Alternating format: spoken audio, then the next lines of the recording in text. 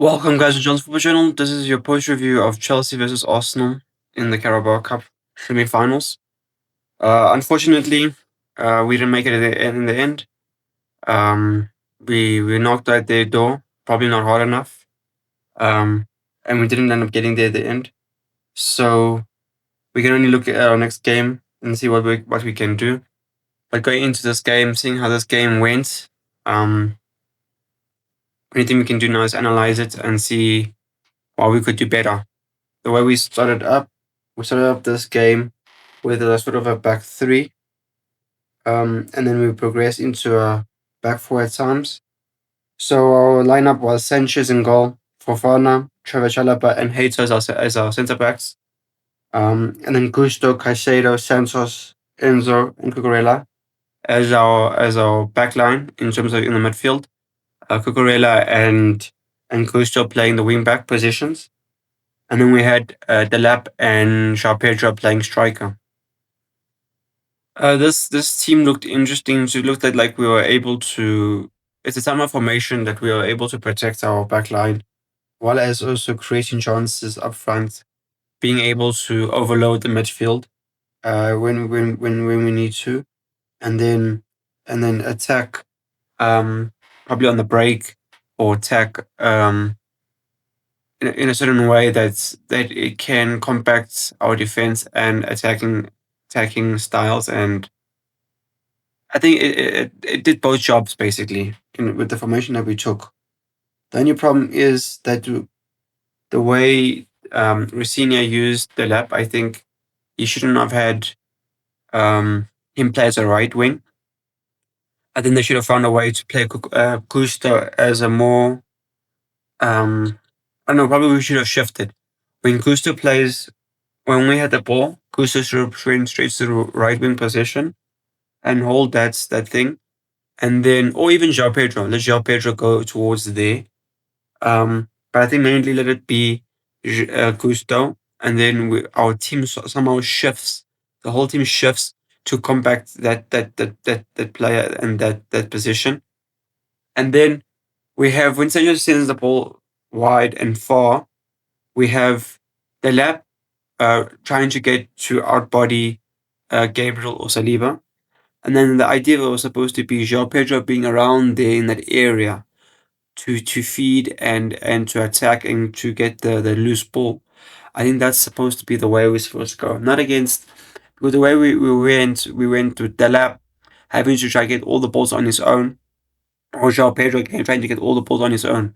I think we should have had two players there. In case it even falls, we should have someone there to pick up all the loose pieces. Enzo and them weren't close enough to pick it up. I think obviously Enzo and Caicedo were playing in the CDM positions, so they were actually protecting the back line. So I think it was good that they stayed there, but we just needed someone to be around there in the midfield to collect. And unfortunately, there wasn't.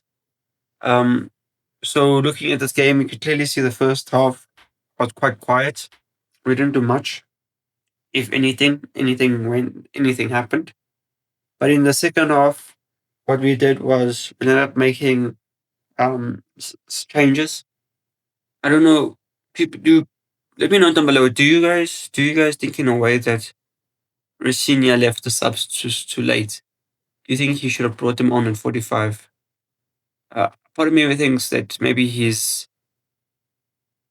I don't know. Maybe he overanalyzed it. Maybe he said, "Okay, no, I brought players on in the second half. 2 games now. I don't think I need to keep doing it. Let me trust the team that I have on the team. Let me just speak to them." It's a good way to show that you trust your team. But another way, I think at this time, I think he should have did against Wolves or someone else, not this game. Let him keep doing what was giving us the results and the wins. I mean, we brought on players early in the first half. The second half with Napoli, we did the same with West Ham. So I think we should have just did to keep doing the same. Unfortunately, that wasn't the case. He ended up bringing Estevao Palmer in the 60th minute. He took off the lap and Hato. Um, it didn't. Those subs, I think Palmer definitely looked like he wanted to get on the ball and dictate the play, which was good. Um, Estevao, I don't remember Estevao doing much. I know he was playing on the left for a bit until Ganacho came on. Ganacho only came on in the 75th minute. So for the first 15 minutes of the second half, he was playing as a left wing instead of a right. So and I think I don't know if that could have in a way confused your page could have confused Estevao to know, okay, how do I, you're not really necessarily comfortable if you're not on your side of the field. So maybe that took him a while to get used to, and hence why we didn't see any effectiveness from him. Um, but then at the end, we ended up bringing Ganacha on, and then Estevao went to the right, which he looked a lot better. And then we had Ganacho on for Santos, and then Malagusto came off for Jose and Champong. I think when I was seeing the game go and progress, I think we should have definitely had Josh Jampong in our team. I think he's the type of player that actually ends up sometimes beating his man. I think he ends up going with the ball and then beating is being able to take out one player out of the team. One player tends to press him.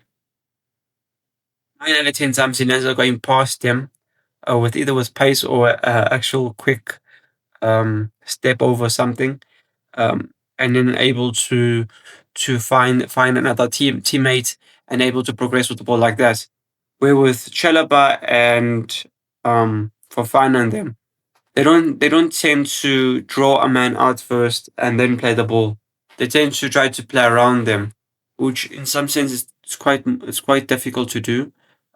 If they're able to play, if they're able to shift correctly, and if you don't play the balls quick enough, it might be difficult to also to get an advantage and actually to hurt them. But yeah, that's how the game went. I think in the second half we didn't true what Eunice Talks Football was mentioning. I think it's true that we didn't throw the kitchen sink quick enough, and we didn't go all in. And I think hence why we didn't get anything. I think it's true. We should have threw everything. We should have said, okay, everyone up there. Maybe let's say I don't know. Maybe the 85th minute. Okay, screw it. We are really losing. There's no point of us just sitting and hoping for the last minute to see if we can get a goal. I think it's also tricky. Had we been 2-0 down, I think our mentality would have been a lot better. Reason being that we would have known, okay, regardless, we're gonna lose this match if we don't do anything, and we need to get 2 goals. But now with one, I think we were all waiting. So, oh no, the one goal will come. The one goal will come, and we'll go to extra time and probably penalties.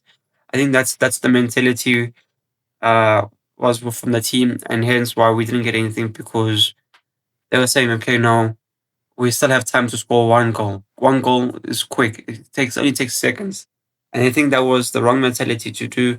I think we should say, okay, no, we're running out of time. Let's get it.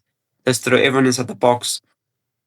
If it was me, I would have told, okay, I would have, in some sense, when I was just thinking about this, I was thinking, Senior should have brought on, I don't know, let me just check. I think Gittins was in the team. I think he should have came on. Uh, Gittins. Okay, Gittins injured. I see. Oh, okay. Regardless, I think, Ganacho is will win the same profile. I would have brought him on. But in the last dying stages, maybe the 85th minute, I would have took Garnacho and say, Garnacho, for these last 5, 6 minutes, you are gonna play centre back. Seeing that if in case we get counter attacked, I know I can trust you with pace. Even probably, I don't know who's taller. The idea was to see, okay, leave all our centre backs, Chalaba, because we know Chalaba is tall. We leave Chalaba up there. And I think we should have actually brought Belshil on in a sense of, okay, we need height if we're gonna cross the ball.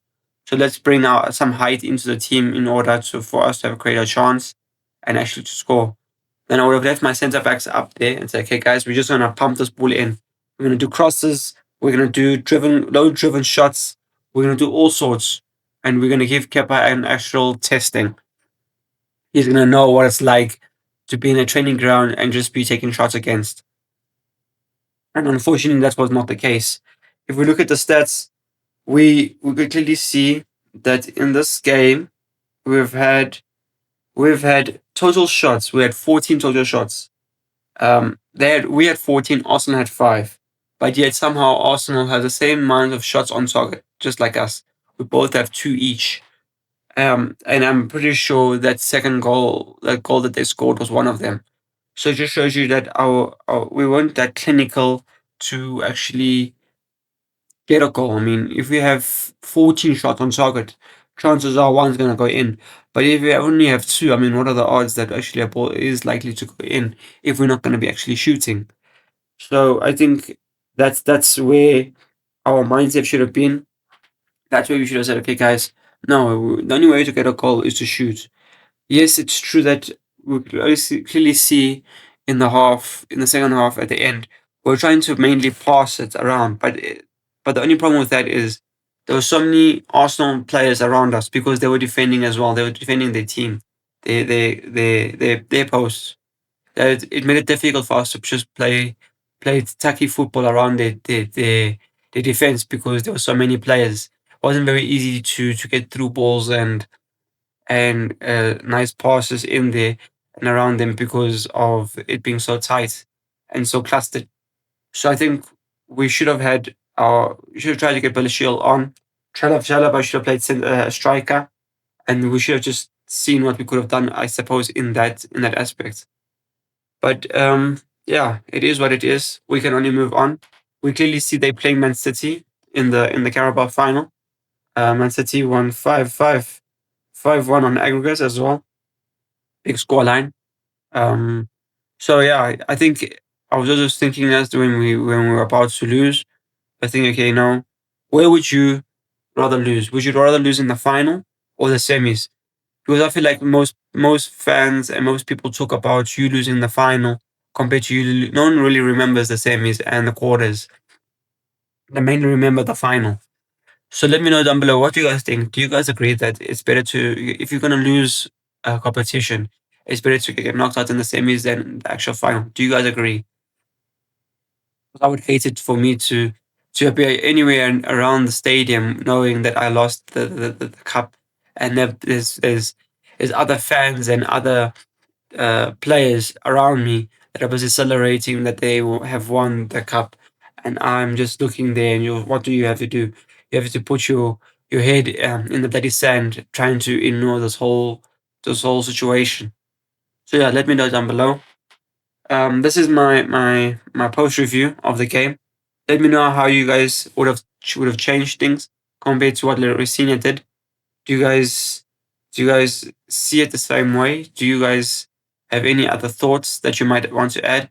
Leave a like and comment, subscribe.